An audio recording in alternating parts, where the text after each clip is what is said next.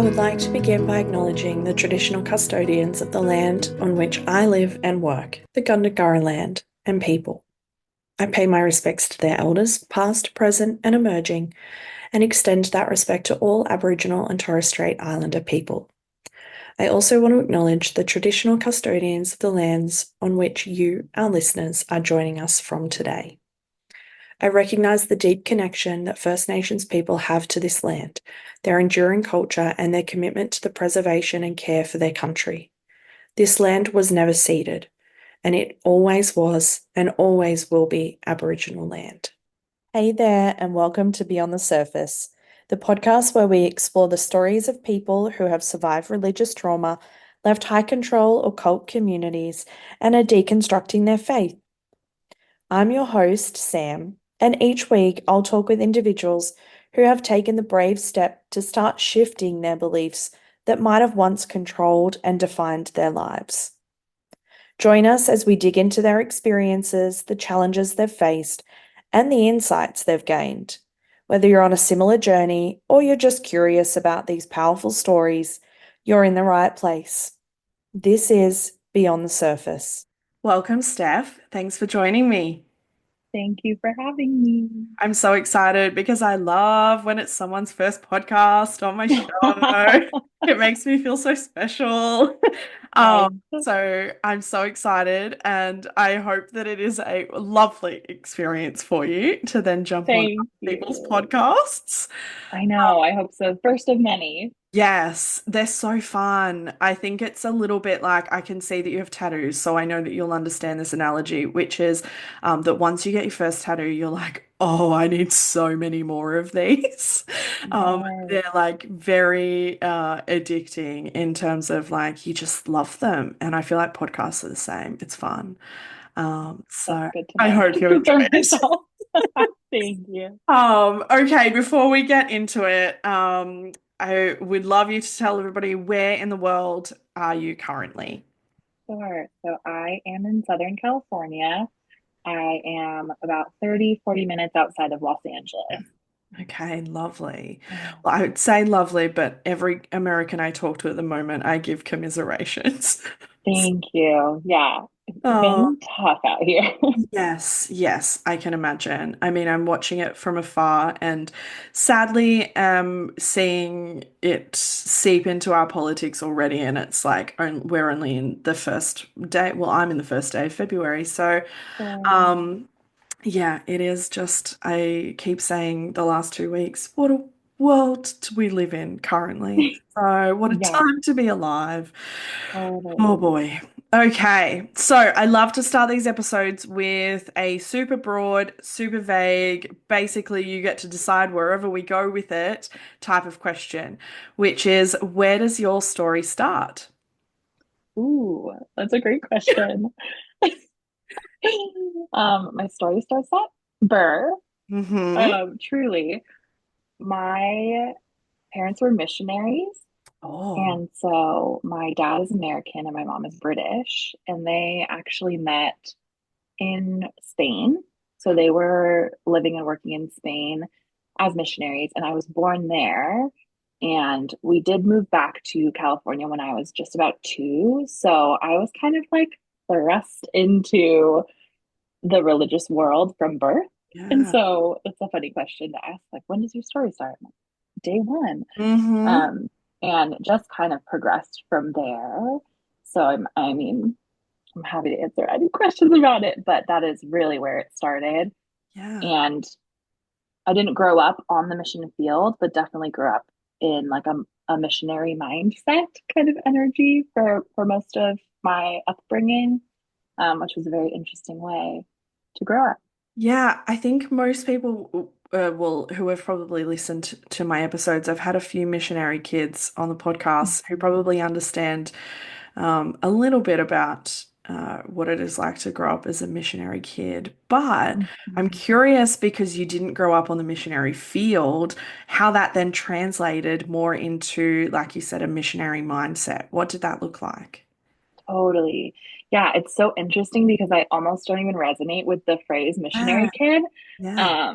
I remember being in college and being invited to like the missionary kid group hangs and feeling a little bit out of place because everyone else grew up on the field. And I was like, I'm just from California. So when I say like missionary mindset, I remember my parents like often saying, if you have the chance to go somewhere else, do it. Mm, Like if you yeah, if you have the chance to leave here, go explore, be independent, be a part of the world. And there's a lot of good things about that. And it um, also made me feel like a little bit rootless sometimes, like not kind of sure where to land or call home. The church that I was involved in growing up was also like pretty mission oriented.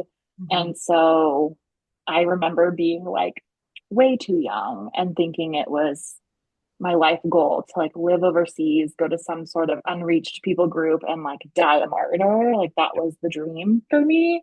And so it just has been kind of in my space for a long time. Yeah, that's what I mean by that kind of missionary mindset. Yeah, the martyrdom complex is just the most So real. wild thing to me. I remember So real. my former church was big on like staying up to date with like the voice of the martyrs and things like Yes. that. And it was just like this undercurrent of like if you had a gun to your head, like would you say that you Yes. were a Christian? Like Always. it was this weird, like fucked up notion that if you weren't willing to die for your faith, then what sort of Christian were you? Right. And so I'm curious because, like, I was a teenager at that point hearing that message. Yeah. But what was it like for you hearing that message as a child? I feel like it didn't that like if there was a gun to your head kind of Yeah. energy came in more like adolescence. Okay. Um, as a child, I mean, you have child understanding of Mhm. those things, right? Like more as a child, I remember being very scared of like going to hell or like the rapture happening. Those were like the anxieties that I had as a kid as far as in the religious realm went. Yeah. But it was more so like I'm trying to think. This might need to be chopped and edited because I'm like, what did I think about? What did I think about missions as a kid? I didn't really know that much, like other than it was important and we should do it and that everybody should know about Jesus, Mm, right? Like it was kind of your job to mm, go tell everybody you know because otherwise they'd go to hell and that's scary.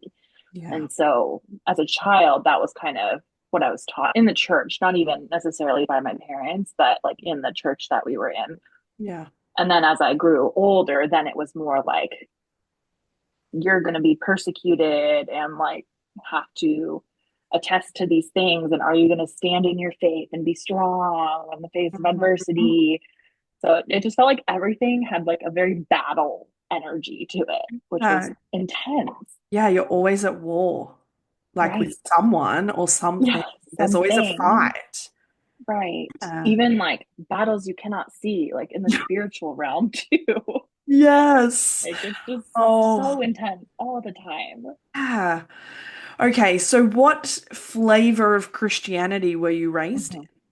Sure. That's a great what flavor. I It's my love that. favorite. Yeah, because there's so Yeah, many flavors of ice cream, just like there's so many flavors of totally, Christianity. totally.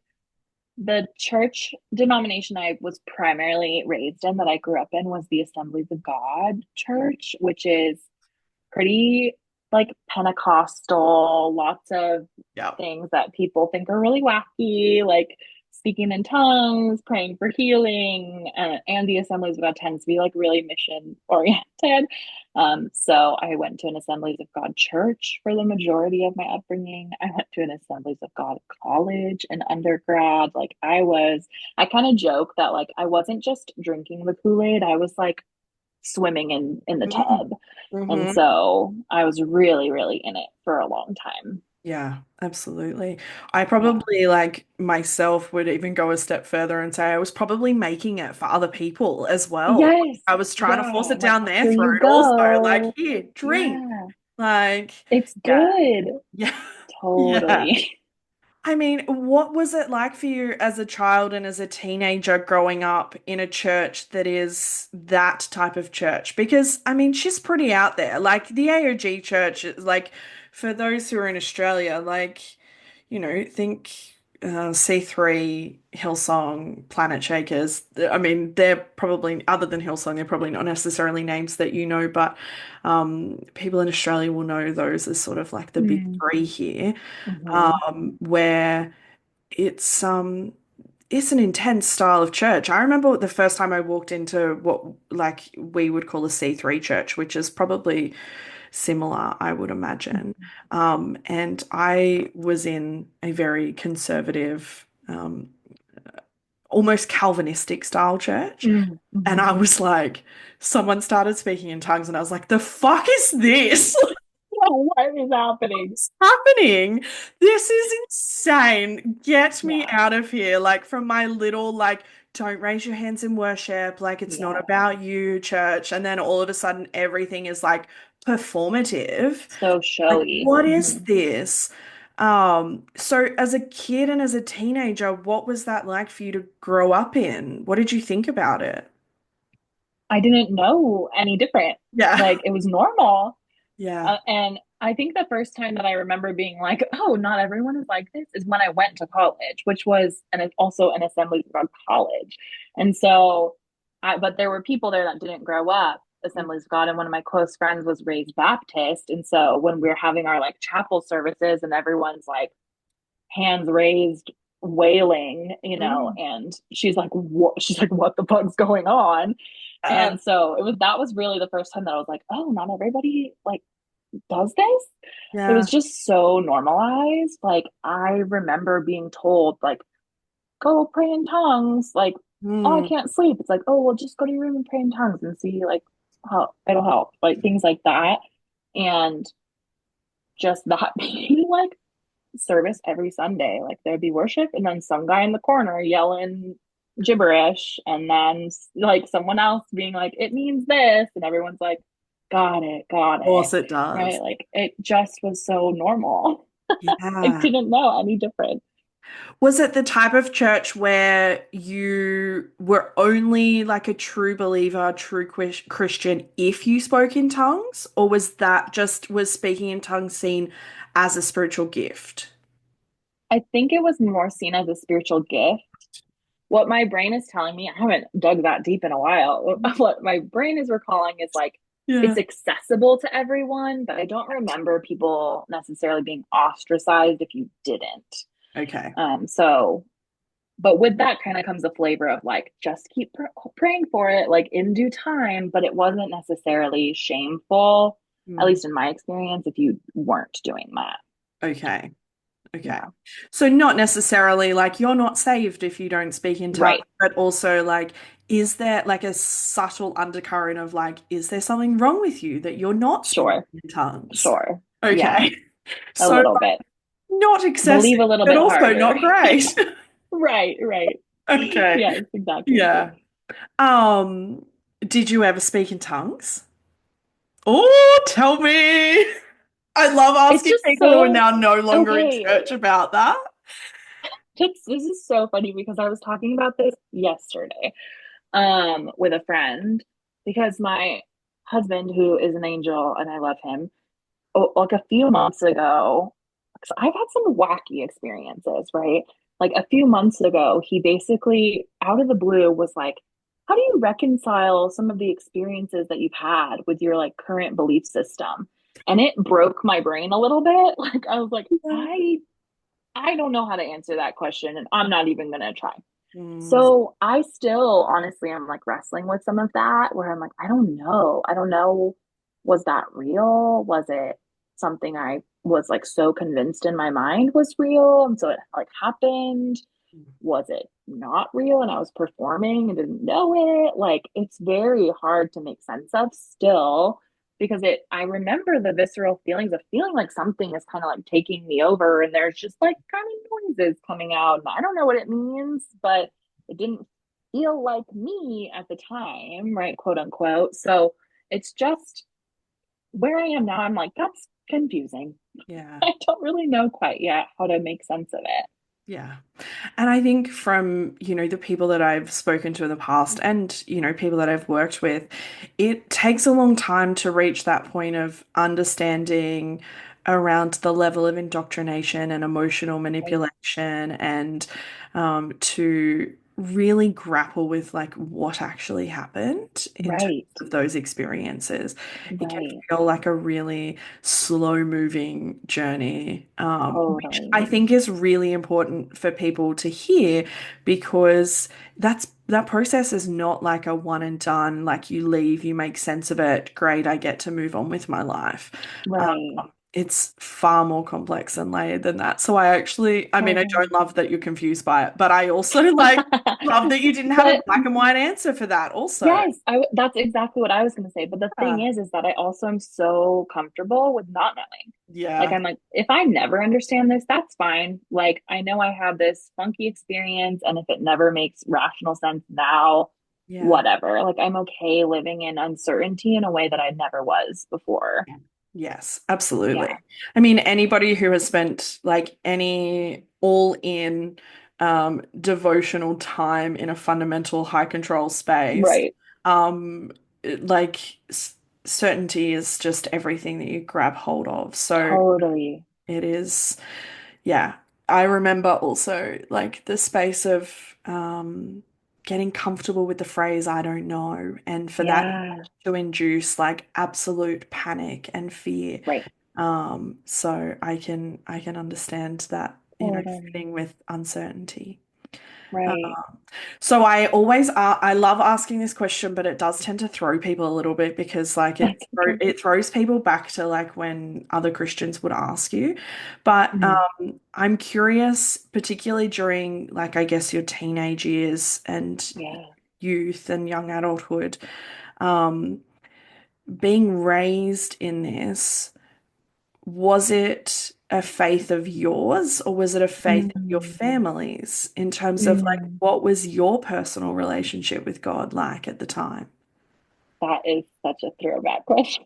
I know.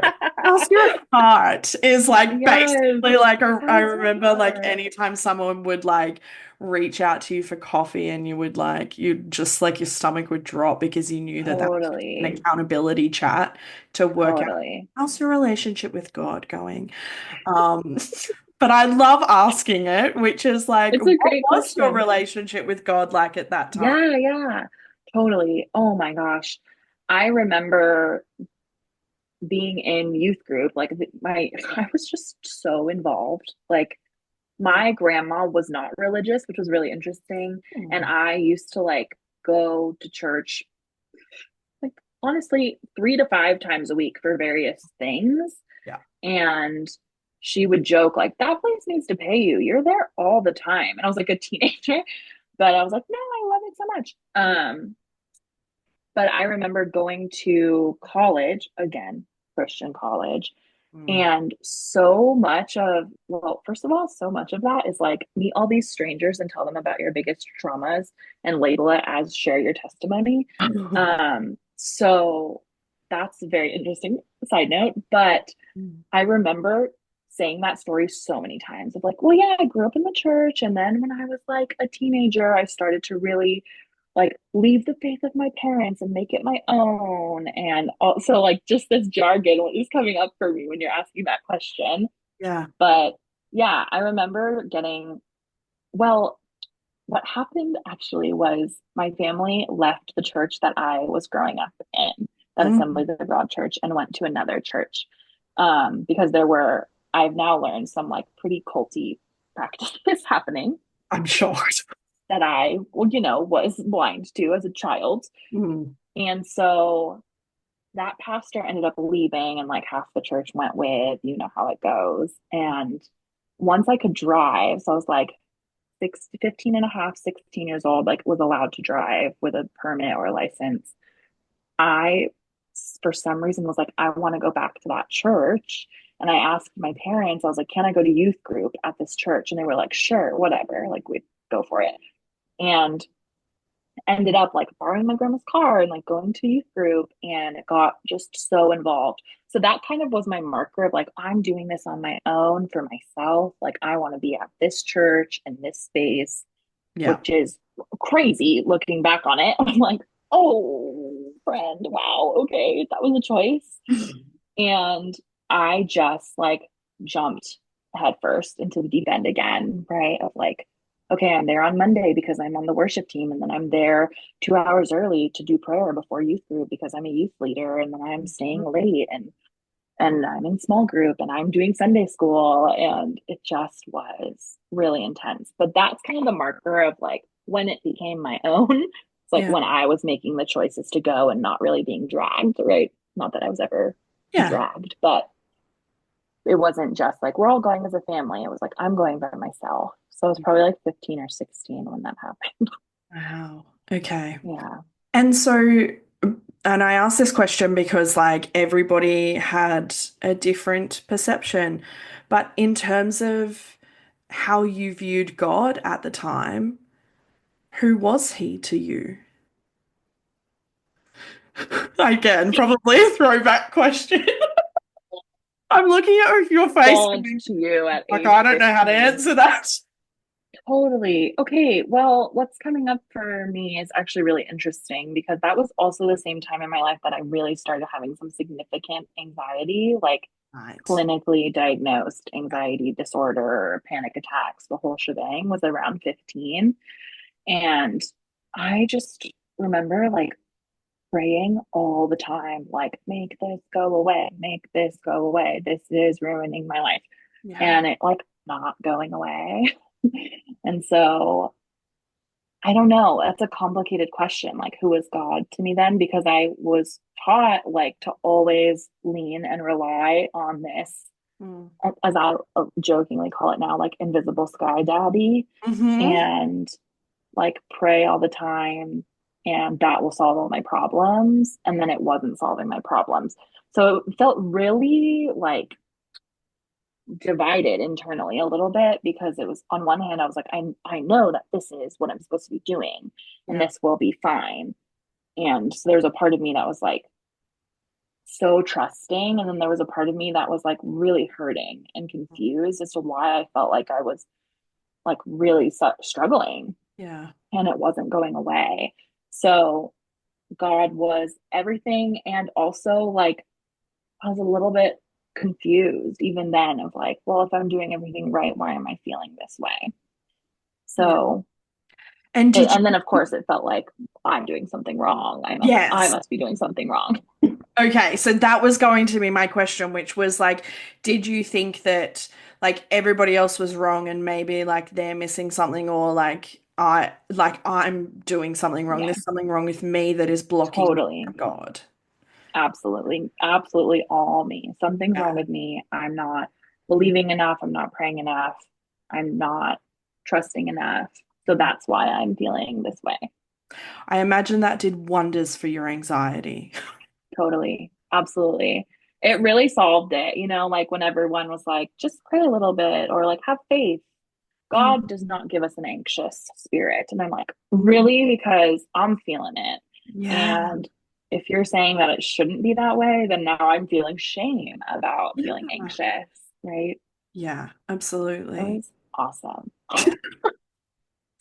Don't you love being able to laugh about that post? Yeah. Everything happening? And then I went to therapy and I got medication, and turns out that really Yeah, helped. exactly. Yay, science. Who knew? Right. Right. Oh my gosh. Okay, so you went to a Christian college. I did. Oh, and I mean, I guess like I always ask people, um, what impact as a teenager, as in a young and like into early 20s, what impact did purity culture have on you? Because that's a fun little beast. Totally. Totally. Yeah. Significant. Yeah. I mean, it's just so funny. I feel like this is a common experience, which is a little bit sad, but just these like kind of quote unquote sins that felt so much weightier than other sins, Hmm. and sex and sexuality being one that was just so hammered home for everything. Like from puberty on, it was like, don't have sex only in this context, and it has to be marriage, man and woman, and that is the only thing that God approves of. Yeah. Otherwise, you're a sinner and you're bad. Hmm. So I just remember like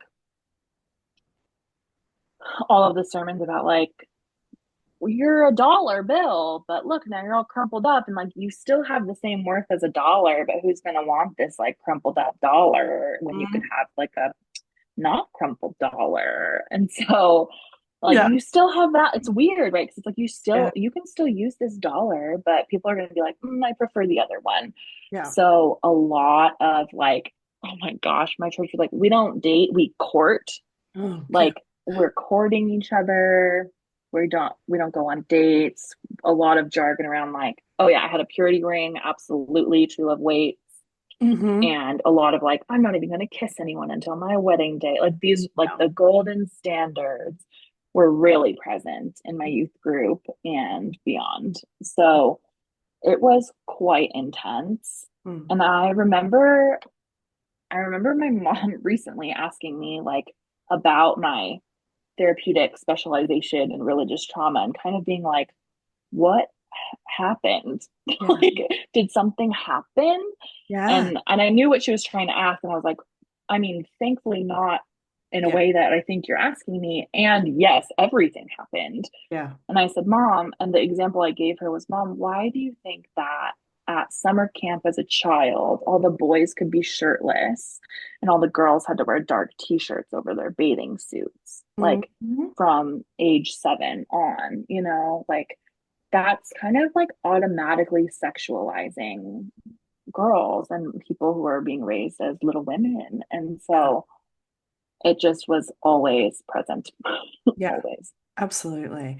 I would probably even like from my experience would take it a step further in that um like if you as a female identifying person had the right in quote I'm quoting here the right type of body, then you could Mm-hmm. wear shorts and you could wear a Mm-hmm. singlet, but if you had the wrong type of body, then Mm, you couldn't because like one was aesthetically pleasing and the other wasn't. And so like it's mm, this really gross notion of um like linking sexuality, purity culture, and body image stuff right, all in right, one. And it's like, yeah, like we'll allow you to wear a singlet as long as like you don't flaunt it and as long as you have the right. right type of body. And it's just Sure. this really like warped notion around what is right and what is wrong.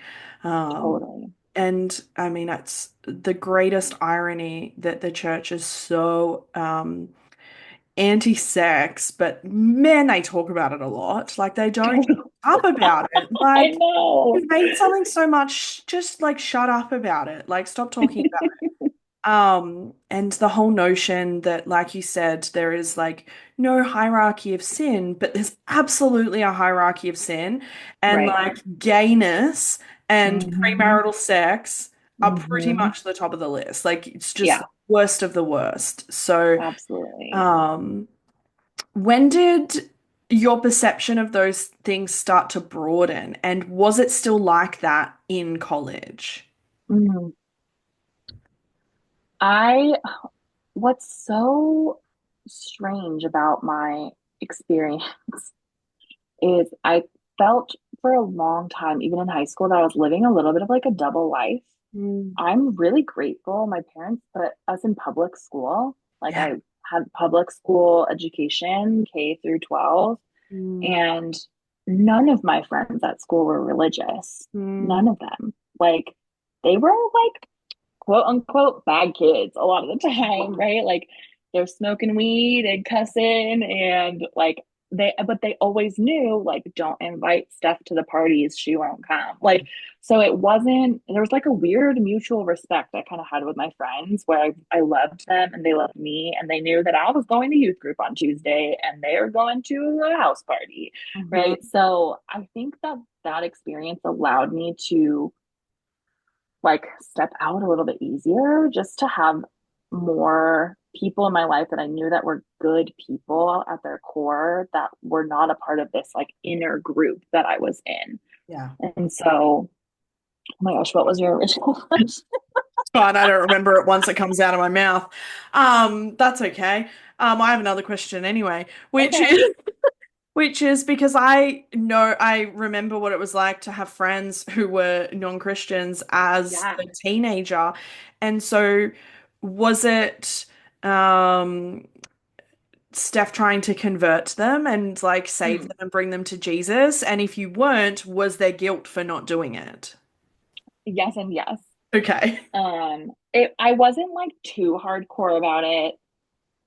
I definitely had like a few friends that would be like, just come. Like it's super fun. And I had friends that would joke back and be like, well, if I set foot in there, God's gonna strike me with lightning, things like that. And I'm like, Yeah. no, he won't. I promise. Like just come see. Yeah. And so then it became more like I kind of tried to finagle it as like, I want you to meet my friends here and like kind of bridge the gap. Like just come meet my friends. Like they're cool too. And Yeah. so it was kind of like that, but I wasn't too pushy about it. I definitely got like, I wouldn't say made fun of, feels a little bit strong, but definitely like poked at for being like very religious. Being like, oh no, like we need to sacrifice a virgin to the gods, Steph, like, things like that, like just ridiculous Oh, stuff. funny. And so it was always me being, like the very pure, like, oh, cover her ears. She can't hear that kind of things. And I was like, you guys, I literally go to school with you. What are you talking about? So that was kind of the dynamic. I tried not to be too pushy, Mm. but I also would attend. Like here we have a thing in school called like See You at the Pole. And it's like a day. Have you heard of that? Yeah, Where I it's have. like a day where you go before school and all the Christians gather around the flagpole because we love a Christian nationalism moment and like hold hands and pray for the school. Mm. And so I was like doing that, but then I was like with my friends who were like hanging out, smoking weed after school. I would not partake because I was gotta go to youth group, Yeah. but I didn't care that they were doing that. So there was always a very strange dichotomy happening for me. And I Yeah. think that that helped me. Like I said, I think your question was about like broadening my view of God Yeah. Yeah. and those sins, like Yes. purity culture, queerness. Mm. So in high school, I had a lot of friends that were queer. Mm. And even in college, like that really kind of shattered it a bit. Was I had like a few friends at our tiny, like our school was small Christian college in Southern California. And I had a friend come out to me, and that really like kind of shook me up because I was like, there's no way that you're wrong. Like Yeah. you're not, this can't be wrong. Like this is such a beautiful person and human, and it doesn't make any sense to me that they should be denied like the experience of love that other people have. Yeah. Like, so that I remember that being like, wait a minute, Yeah. huh? I have had many people say that, like, when it entered into your world, your personal Mm-hmm. world, and it's not this Yeah, ethereal thing out in worldly heathen society, then it forces you to go, like, it's in front of my face, and I right, can't just flip a switch and go, this person is now broken, evil, all of those right. words. It forces you, I mean, some people choose not to, but um, it forces some people to think differently about that Mm-hmm. because it's in front of you and Totally, it's a person totally. that you love. Right, right. Yeah, and really kind of flips the perspective on everything you've been told. Yeah, yeah, Yeah. absolutely. Was going to a Christian college something that you were always going to do? Because we don't have, that's not a thing here in Australia, really. So, like, every time I talk to someone in the US, it's always, did you go to a Christian college? Because I know things. So, like, was that Yeah. something that you were always planning on doing? No, it wasn't. I was I have had like recent epiphanies about this actually. Um, I my initial plan was to go to like our local community college for a couple years, be smart, save money, and then Mhm. transfer somewhere else. And I knew since high school I wanted to study psychology, like so I like kind of had that locked and loaded. Um, and I in my youth group, these are the epiphanies that I've kind of had recently. In my youth group, there was a couple of us that were graduating high school at the same time. Mm. And there was like a trio, like me and kind of two other people. And the other two people decided to go to this Christian college. And I was like, a lot of previous people had also gone to this Christian college or another local Christian college. There's a couple of them down here. And so I at the time framed it as God is calling me to go to this school, Mm. and kind of like Hail Married it last minute and changed my plan to go to this school instead of going to community college. Right. And I've like in my own therapy and life, I like reckon with this part of myself. She's like my 17-year-old self that's like super religious, super like headstrong. And her and I battle sometimes internally still, right? But I, yeah, she just was like, we're going to this school and that's what's going to happen, period. And it did. And now I get to like live in student loans forever, but it's all good. It's all Mm. good. Yeah. What would, I mean, I sort of just, this is probably going to jump a few steps, but you brought up That's like okay. 17-year-old self because like Mm-hmm. my 17-year-old self would be mortified at who I am today. Like Oh, she would absolutely. think I completely failed her. Yeah, Um, and so like what would your 17-year-old self think about like present day Steph? the same. Yeah. Like horrified. And I think that I honestly, the only way I access like some compassion for that part of myself is I think that she would be really scared, Yeah. like of how I'm like living right now. Yeah. And so that's the part of my like current self that I try to offer some like soothing and compassion towards that like younger part of myself.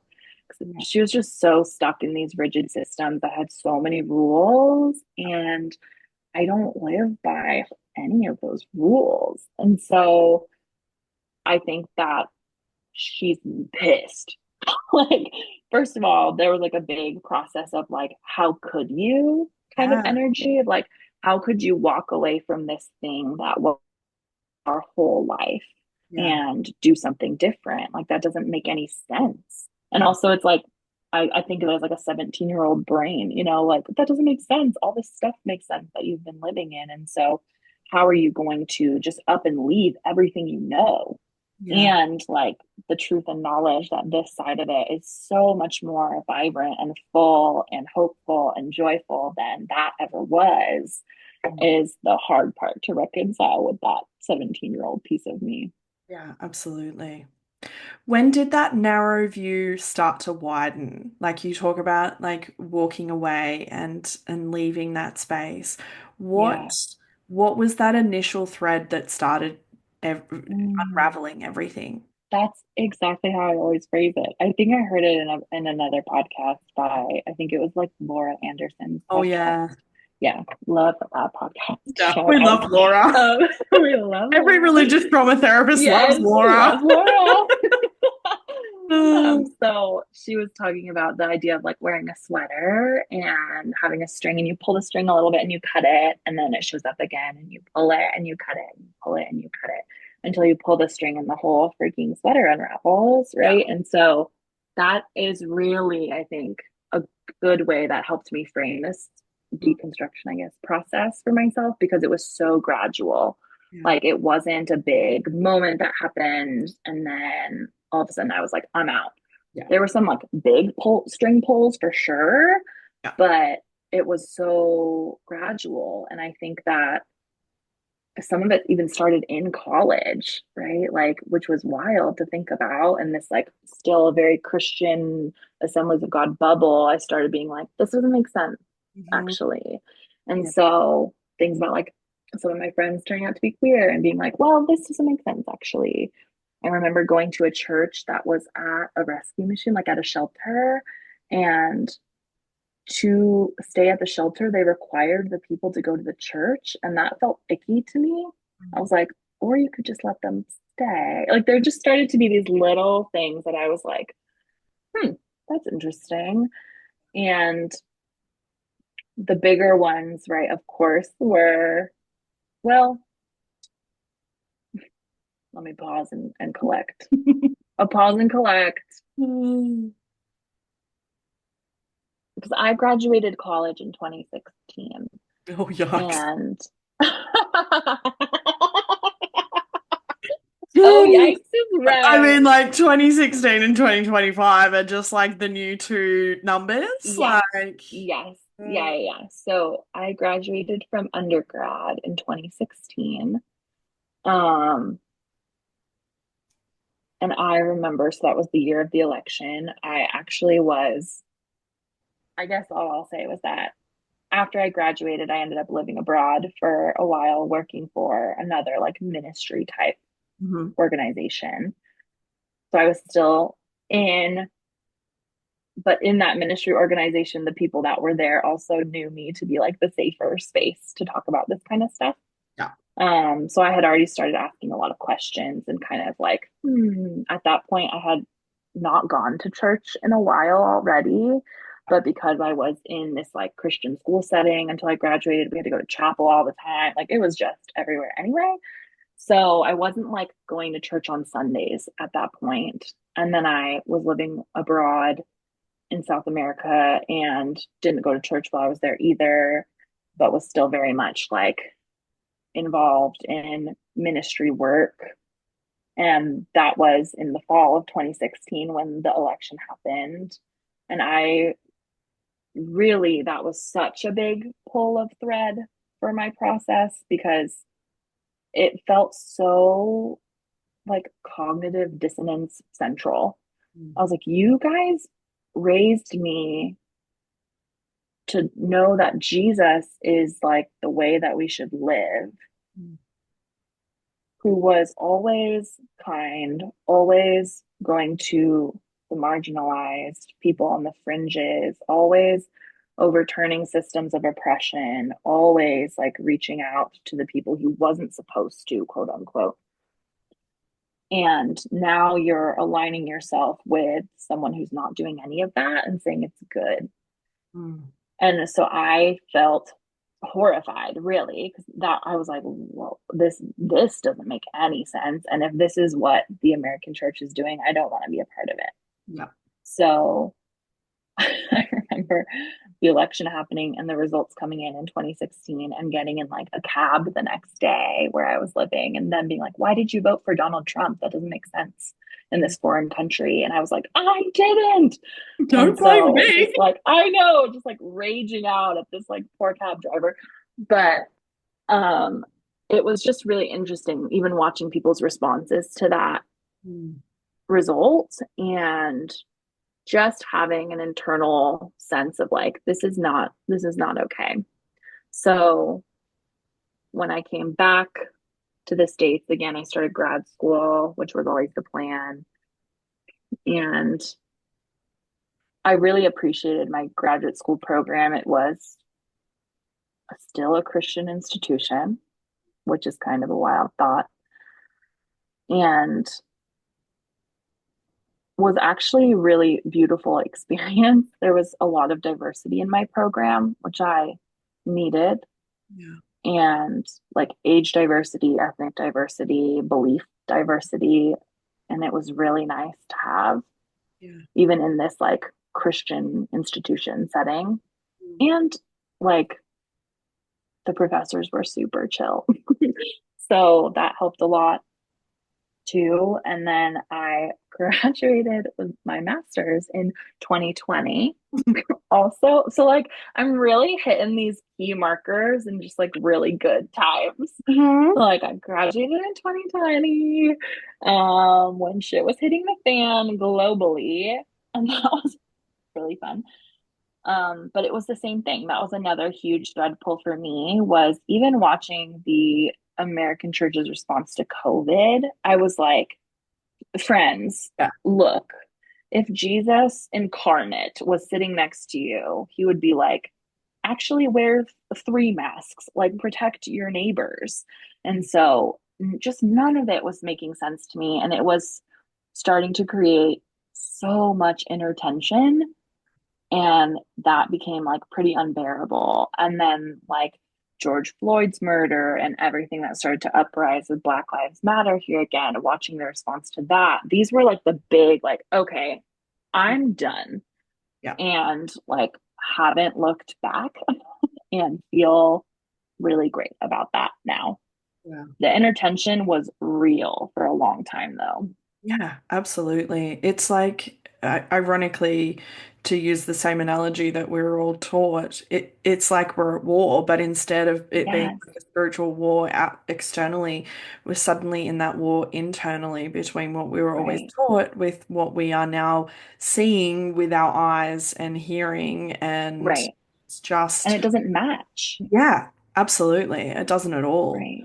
I'm curious, and I don't know that I've ever actually asked this question, but as you were talking, it reminded me of like there were always like phases for me of like, there was like you were mentally out. Like I remember hearing about the concept of like predestination with those words, and I was Mm-hmm. like, I fucking hate that. Like that's Mm-hmm. awful.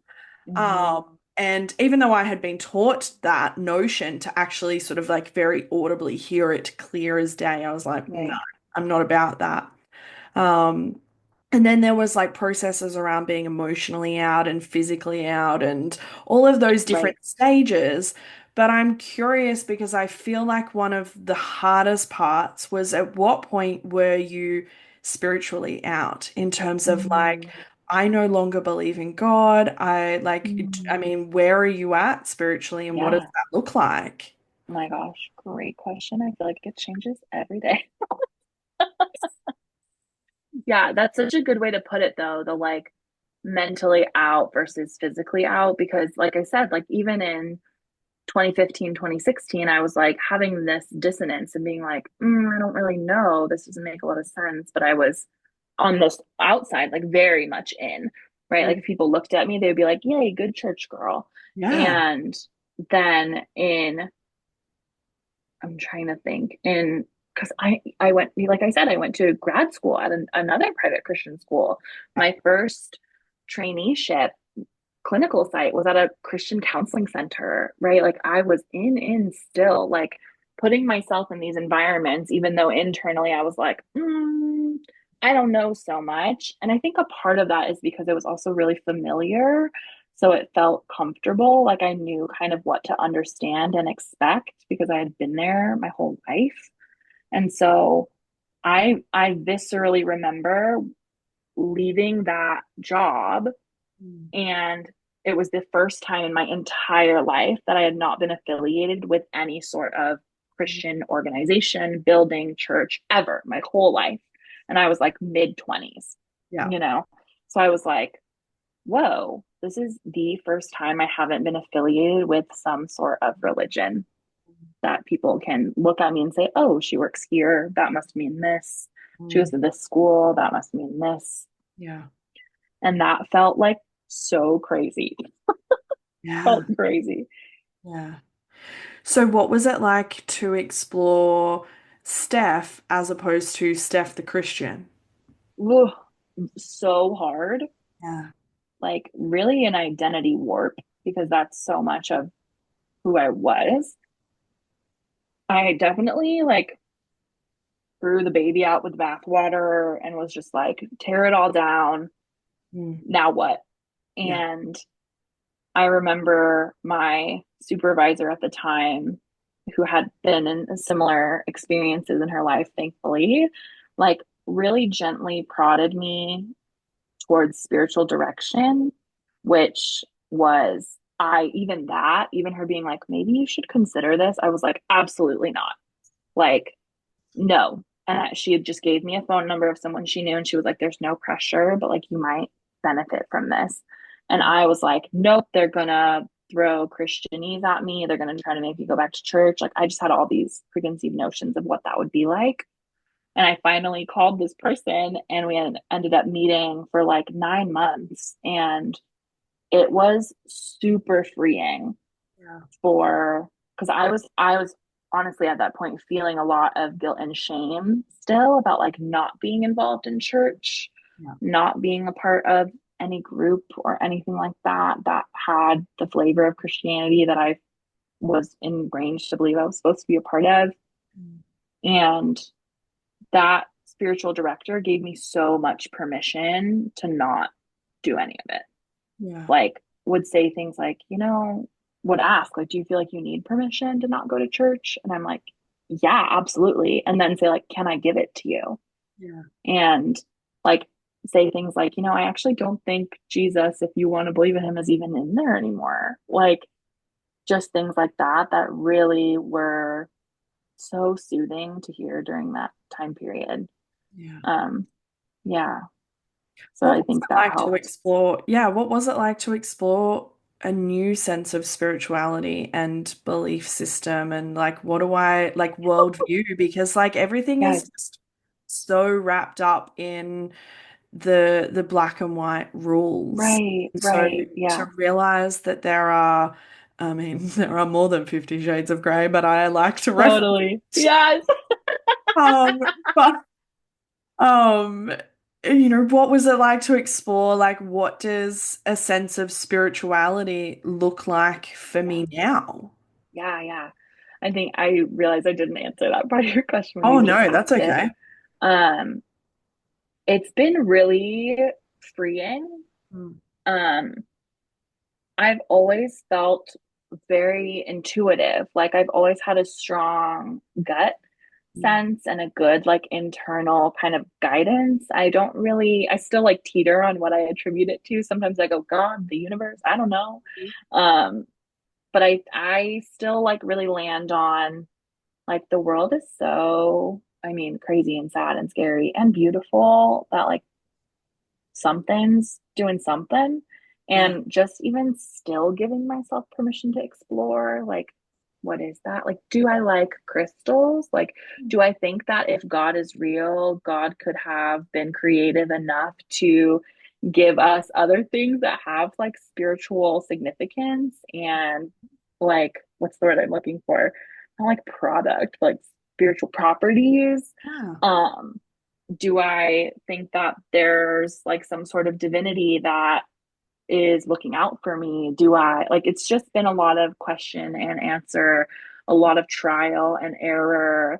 like to find what feels good. And right now, I think what feels good is like, yeah, trusting that there's some sort of like benevolent guidance or kind of someone having my back and that like myself. Like I can trust myself too. Like the intuition I have is good. It's not bad. Like I was taught it was your body is bad. Don't ever lean on your own understanding. Never do that. Like to Yeah. actually say that's all I have. Like and it's good Yeah. and operate from there. I literally remember when my husband was like, I think I want to get some tarot cards. And my whole system, like, I was not in church for years at this point, but my whole Yeah. system was like, that's not allowed. Like, you're Yeah. inviting demons into our home. Like, and Hmm. so just even things like that still spark and have been I feel like I've given myself permission to be brave enough to try, Yeah. right? And like lo and behold, there's tarot cards in our home and there's no demons here. Like Mhm. people might think that if they're so very ingrained, but I'm fine. Like Yeah. there's no harm that's come to me because of this. Hmm. So letting myself explore it and be brave enough to like try, I think has been the biggest component of spirituality for me recently. Yeah.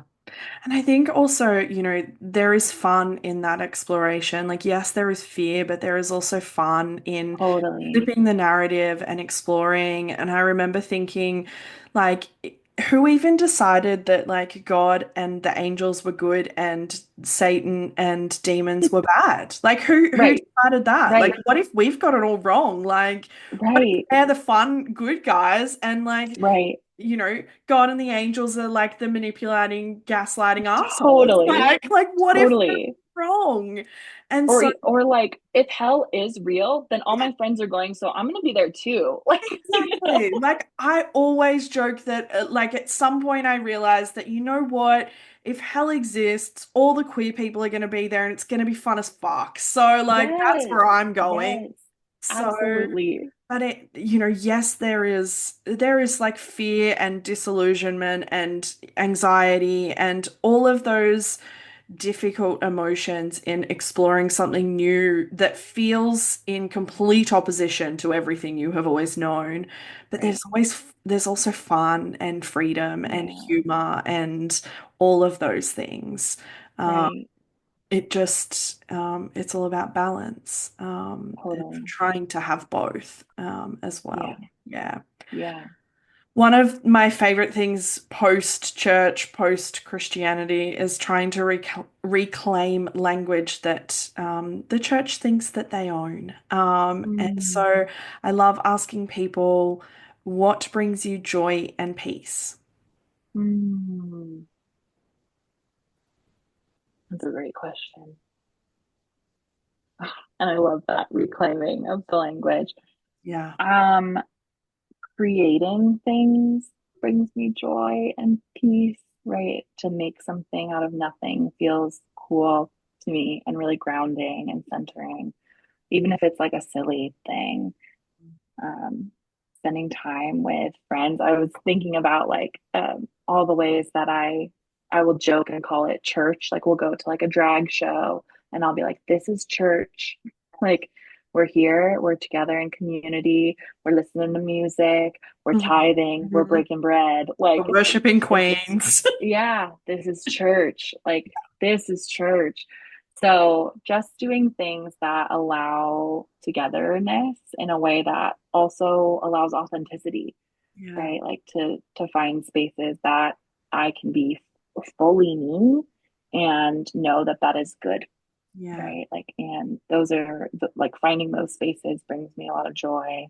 Mm. And then like, playing with my cats. Like it's just the day to day, like little things, like Yeah. doing the work I do brings me a lot of joy and purpose and peace. And yeah, just like being a human, like trying my best still to be a good human Yeah. Yeah. is what brings me joy. Yeah. Now, speaking of work, because I want to ask a question before I ask my final question, uh, Sure. which is, I want to hear from your perspective what it is Yeah. like for you to have lived experience of religious trauma and Yeah. working in religious trauma and supporting other people in that space. Mhm. And because I know what it's like for me, but I love hearing what it is like for you and what that experience has been like. Yeah. I love it. I feel like very in my element Yeah. when I'm sitting with other people who have experienced religious trauma. I feel devastated that it has happened in the first place. And like what feels most powerful to me is the shared language, Yeah. right? Like there's something that I've heard from clients that feels really significant to them about like the deep breath they get from saying, I don't have to explain this to you. Like you already know. And even if they grew up in like a different religious group, like high control group, any sort of like culty type place, or if it's like I just grew up in general evangelical Christianity and that did a number too, right? Like there is this kind of sense of, oh, you get it. Mm. And helping people feel seen in that without having to like use a lot of words and also to validate their experience, right? I think is so huge to say like, yeah, that was significant and to have the intersection of knowledge of like what's happening in your brain and body when trauma happens and to like give them language around that, I think is just so important and impactful. Yeah. So I mean, sometimes it can be activating. So I'm like, I haven't even thought about that quite yet. Yeah. Right. So it can be interesting at times.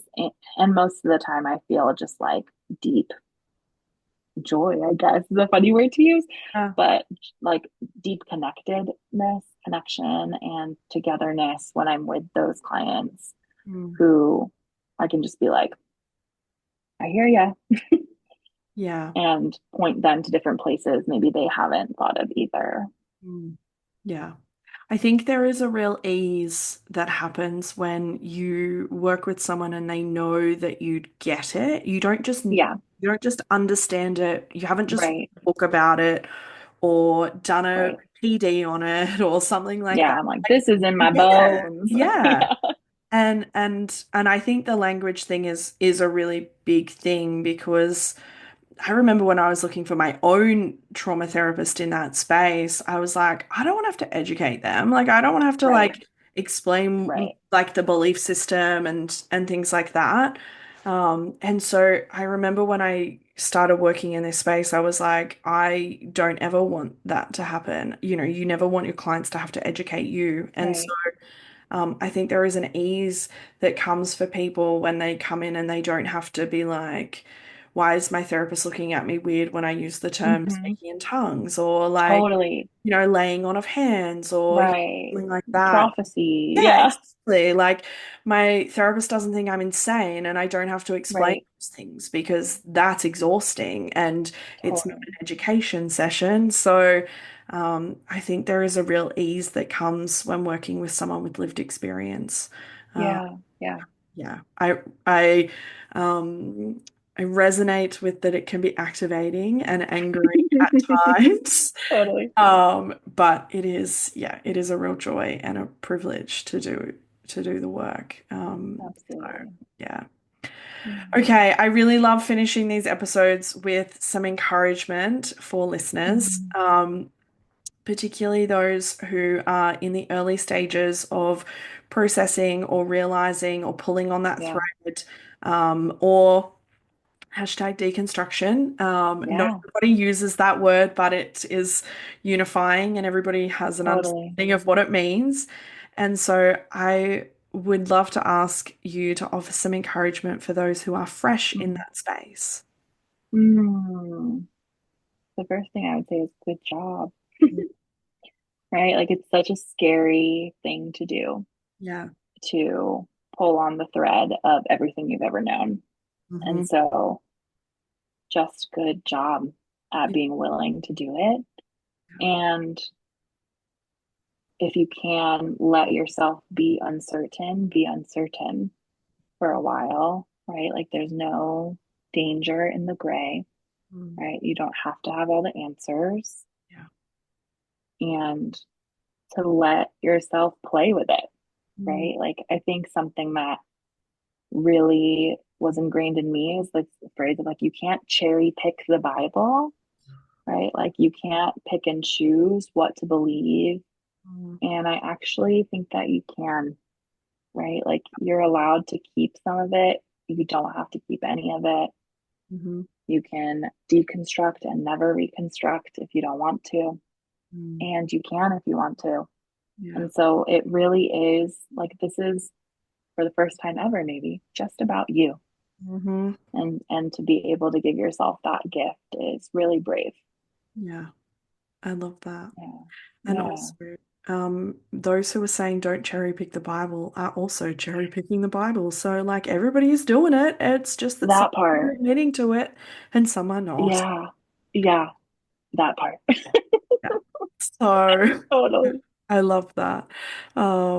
Amazing. Thank you so much for joining me. I have Oh loved my this gosh. conversation. This was such a gift. How was Thank your you for first having me. Oh podcast? my gosh, really good. I think you're right about Yay! the tattoo thing. I'm like, oh, actually, this is one of the few things I could talk about forever. Yeah, it's so fun. I'm so glad Yeah, you put, thank you I'm so so glad. much. Oh, thank you Thank for joining you. me. Of course, you're so welcome. Thanks for tuning in to this episode of Beyond the Surface. I hope you found today's conversation as insightful and inspiring as I did. If you enjoyed the episode, be sure to subscribe, leave a review, and share it with others who might benefit from these stories. Stay connected with us on social media for updates and more content. I love connecting with all of you. Remember, no matter where you are in your journey, you're not alone. Until next time, keep exploring, keep questioning, and keep moving forward. Take care.